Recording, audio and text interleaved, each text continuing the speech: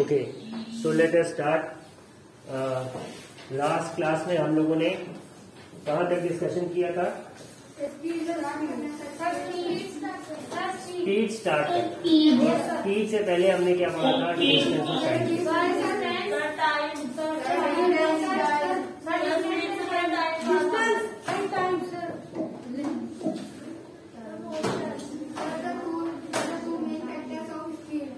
Distance of time.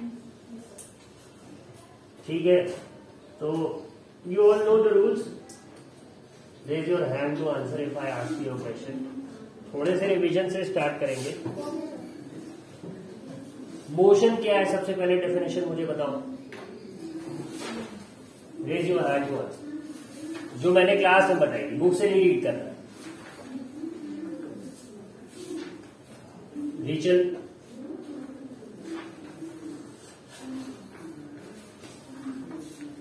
Rachel Yadav,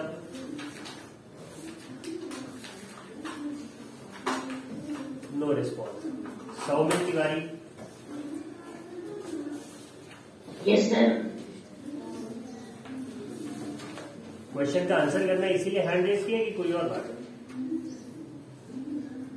no sir, the motion means sir distance से cover कर गया sir, जैसे sir thank you Somil, जाने दो। Thank you Somil. Aditya, yes sir. Sir, when a person or thing is moving and changing its position with respect to its surrounding, we call that thing or living being in motion. ठीक है, बात idea की थी। The basic idea was कि an object has to change its position, तभी हम कहेंगे कि वो मूव कर रहा है, और उसके इसी मूवमेंट को ही हम क्या कहते हैं? मोशन कहते हैं। ठीक है, उसके बाद हमने कुछ उसके फीचर्स के बारे में डिस्कस किया था कि when an object will change its position, जब वो मूव करेगा, so it's going to move on a certain path. उस पाथ की कोई लेंथ होगी। What do we call it? Raise your hand to answer. Yes sir, distance. Distance, ठीक है। Rudra, can you give me the complete definition of distance? Sir, the definition of distance is length of path covered by an object. Length of path covered by an object is called distance. यहाँ पे इस तरफ से कोई yes? Sir, length of path covered by the moving body is called distance. ठीक है। Yashmit, what do you think the definition of distance would be? Yes, sir. Sir, the length of the path covered by an object is known as distance. ठीक है, perfect. And what about time now? So Priyanka, what did I tell you all about time? Sir, the time is the past and the present, such as time. Sir, ये नहीं, भूतकाल, वर्तमान ये काल. नहीं, जो मैंने क्लास में बताया। Shri, Sir, ongoing and continuous sequence of events is called time. नहीं, मैंने ये नहीं बताया। इसका मतलब तुमने क्लास अटेंडिव भी नहीं करी। Who will give me the answer? Yes, Vivek. Interval between two events. Interval between two events. ठीक है, परफेक्ट। यही मैंने बताया था, time is the interval between two events. और इसका एक्सप्लेनेशन मैंने कैसे किया था कि suppose there are two events that we witness every day. दो इवेंट जो हम लोग रोज सब देखते हैं, सनराइज और सनसेट। Yes, sir. ठीक है, दो घटनाएं, टू इवेंट्स है। सो इनके बीच का ये जो गैप है, इसे ही हम क्या कहते हैं? टाइम। Yes, sir. ठीक है, ये बात समझ में आया? इनके बीच का वो गैप जिसमें कि अर्थ रोटेट कर जाती है टू एन एक्सटेंट की रात हो जाए। इनके बीच का वो गैप जिसमें कि क्लॉक के आर्म्स कुछ घंटे आगे बढ़ जाते हैं। ठीक है, इसे ही हम क्या कह रहे हैं? We are calling that empty space as time. Clear है सबको ये Yes, बात? sir. अब आज हमें देखना है, we have to see about speed. ठीक है, so there's a lot of theory over here. I'll need a good reader who'd like to read. Raise your hand. Mushaba Kam.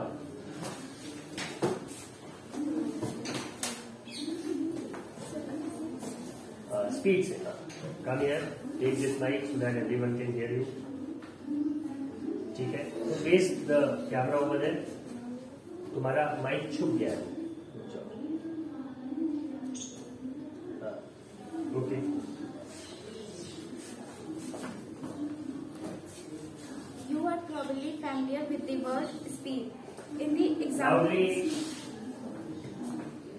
In the example given above, a higher speed seems to indicate that a given distance has been covered in a shorter time or a larger distance covered in a given time.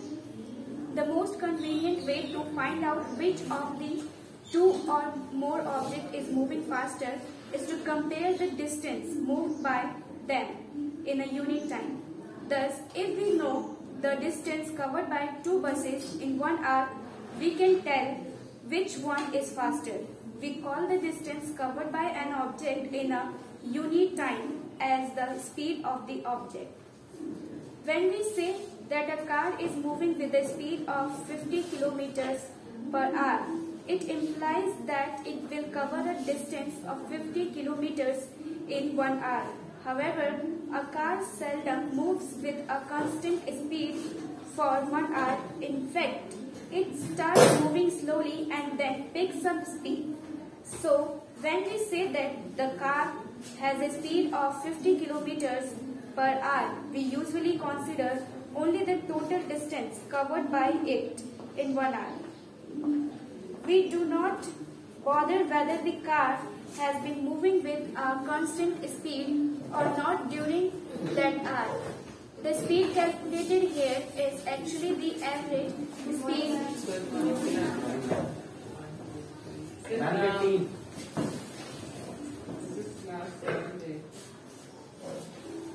The speed calculated here is actually the average speed of the car. In this book, we shall use the term speed for average speed. So, for us, the speed is the total distance covered divided by the total time taken. Thus, speed is equal to total distance covered upon total time taken. ठीक है, तो यहाँ तक जितना भी हुआ कि standing over है, इन्होंने हमें स्पीड के बारे में एक जनरल आइडिया दिया. And what was it? Just move a little bit this side. Mushafa, thank you for the reading. और यहाँ पे you are probably familiar with the word speed. बिल्कुल. In examples given above, a higher speed seems to indicate that a given distance has been covered in a shorter time. जैसा कि उस दिन भी example हम लोगों ने डिस्कस किया था कि सपोज अगर आपकी मदर ने आपको कहीं कुछ सामान खरीदने भेजा और नॉर्मली उसमें लगता है 10 मिनट, बट आप 5 मिनट में घर आ गए, तो ये यही बताएगा ना कि मतलब आप बहुत तेज दौड़ के गए, ठीक है, और you drove your bicycle really fast, तभी आप 5 मिनट में आ गए. तो ज्यादा डिस्टेंस या फिर एक पर्टिकुलर डिस्टेंस अगर आप कम टाइम में कवर कर रहे हैं तो वो क्या बताएगा? High speed. ठीक है. The most convenient way to find out which of the two or more objects is moving faster is to compare the distance move by them in unit time. ठीक है. कैसे हम दो ऑब्जेक्ट्स अगर move कर रहे हैं तो हम कहेंगे ना कि ये तेज चल रहा है, ये धीमे चल रहा है. कब? जब एक पर्टिकुलर डिस्टेंस एक ऑब्जेक्ट ज्यादा समय में चल रहा है बट दूसरा उससे कम समय में कर ले. तो जो कम टाइम में कर ले रहा है उसे हम क्या कहते हैं कि this object is moving faster. Isn't it? ये इन्होंने यहाँ पे समझाया है कि if we know the distance covered by 2 buses in 1 hour, we can tell which one is faster. है ऐसा? We call the distance covered by an object in a unit time as the speed of object. तो ये जो we call के आगे the लिखा है, यहां से अंडरलाइन कर लीजिए आप लोग.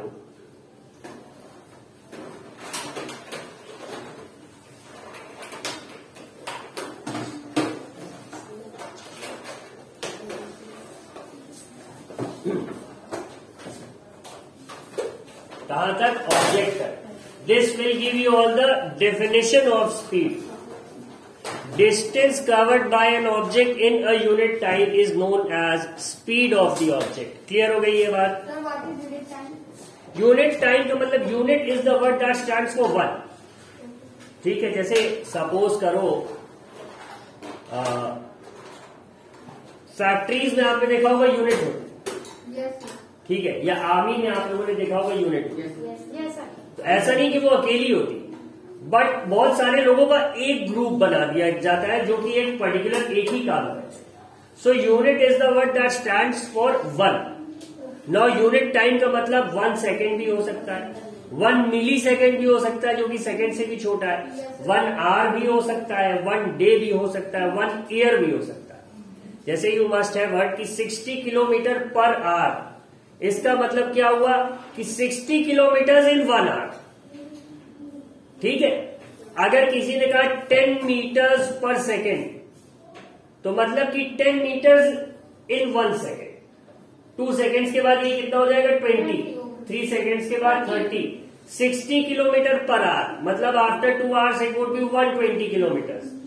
ठीक है, तो बात कहाँ आ जाती है, जैसे अगर बोला कि इफ अ बस कवर्स 100 किलोमीटर इन 10 आवर्स, तो उसकी स्पीड क्या हुई, तो 100/10 किया आपने, तो हमें क्या मिल गया 10 आ गया।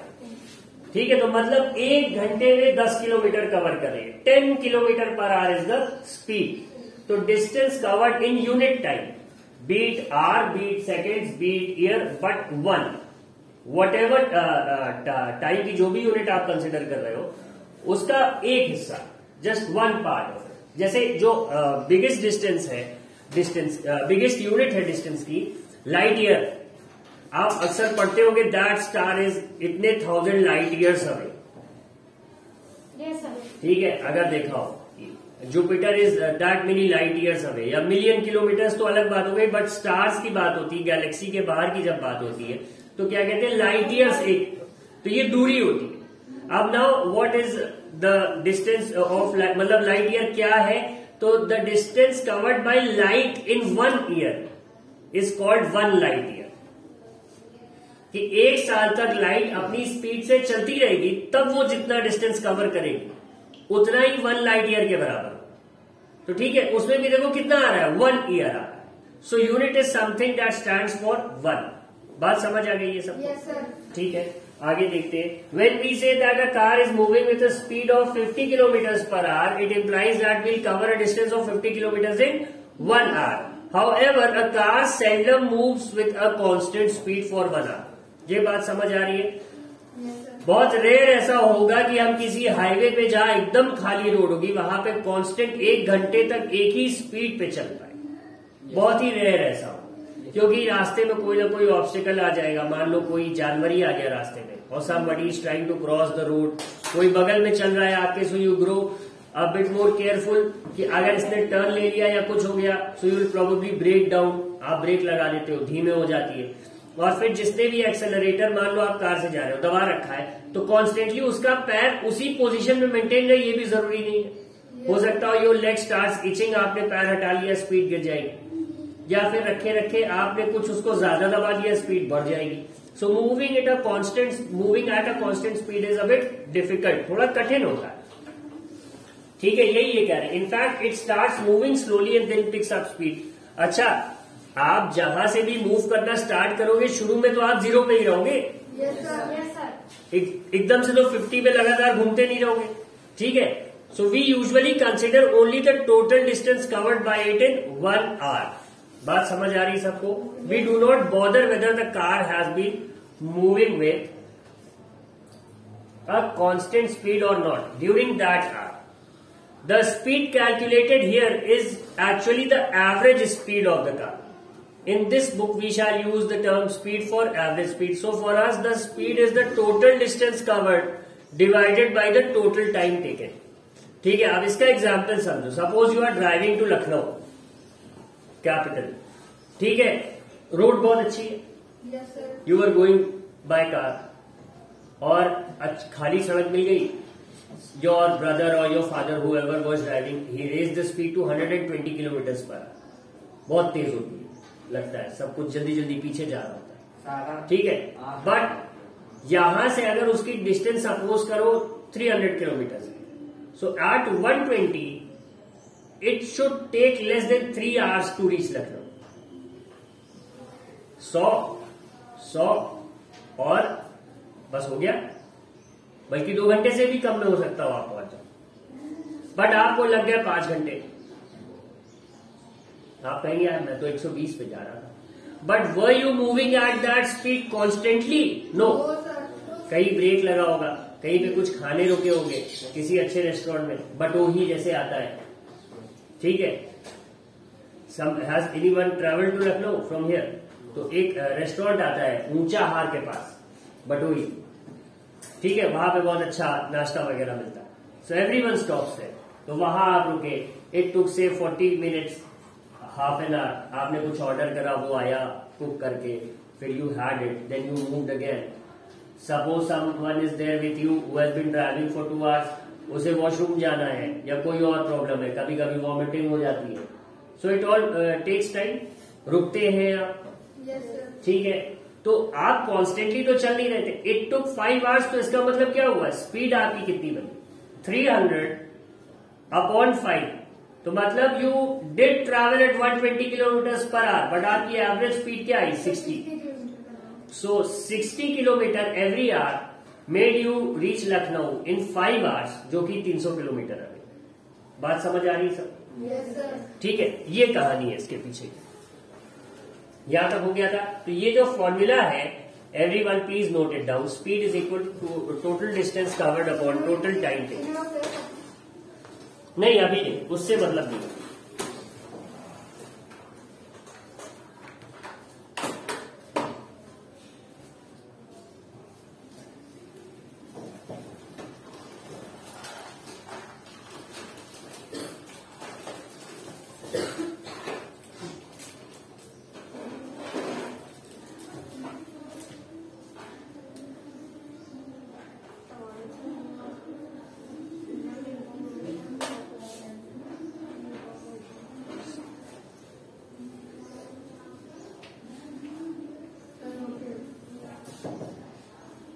ठीक है, thank you Mushtaba, you can sit now.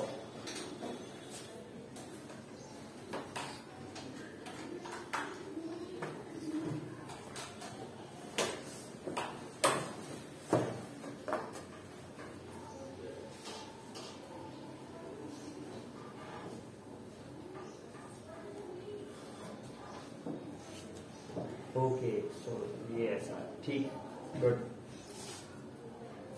समझाना इजी रहेगा इसको.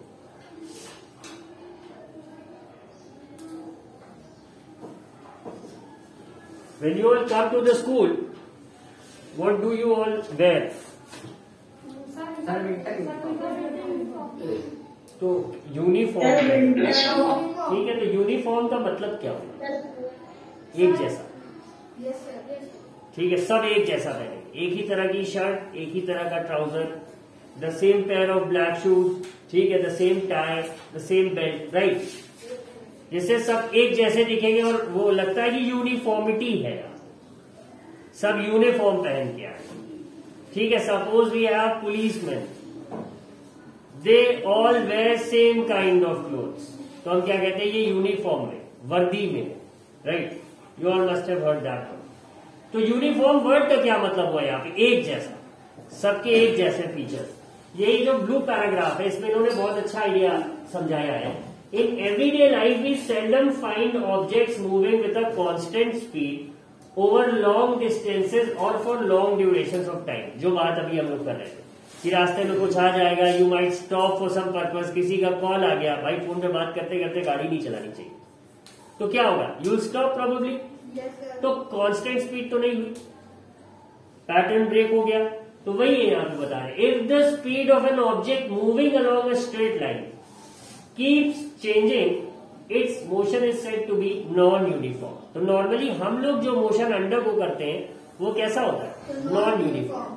ठीक है, on the other hand an object moving along a straight line with a constant speed is said to be in uniform motion. मतलब एक जैसा मोशन, एक जैसा डिस्टेंस, एक पर्टिकुलर टाइम में एक जैसा डिस्टेंस ही वो कवर करेगा.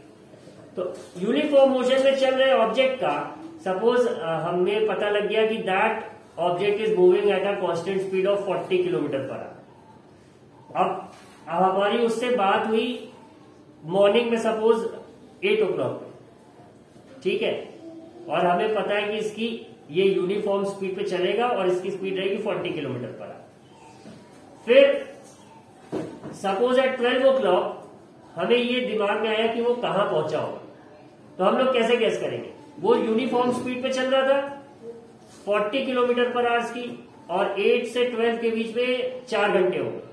तो सो फ्रॉम 8 to 9 वो 40 किलोमीटर आया होगा, 9 to 10 वो दूसरे 40 किलोमीटर आया होगा, 10 to 11 वो तीसरा 40 किलोमीटर आया होगा, और 11 to 12 वो चौथा 40 किलोमीटर आया होगा.